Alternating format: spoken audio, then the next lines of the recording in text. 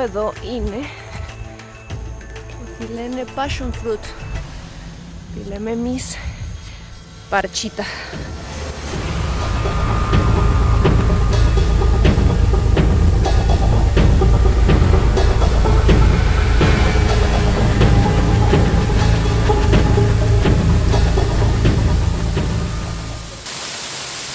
Γεια σας παιδιά, ήθελα να κάνω μια βιβλιοκλήση και να σας πάρω μαζί μου όλους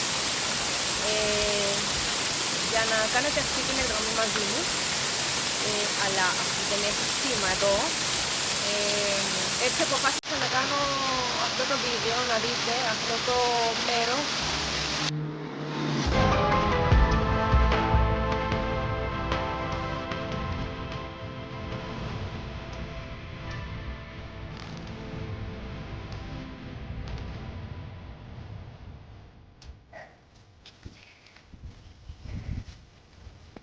Η διαδρομή θα την έλεγα μέτρια, είναι από εύκολο στο μέτριο.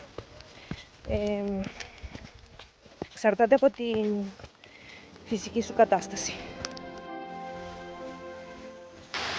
Θα ήθελα πολύ να δείτε με τα δικά σας μάτια, αλλά αφού είστε πάρα πολύ μακριά, ας αρχίσουμε για κάτι με αυτό το βίντεο.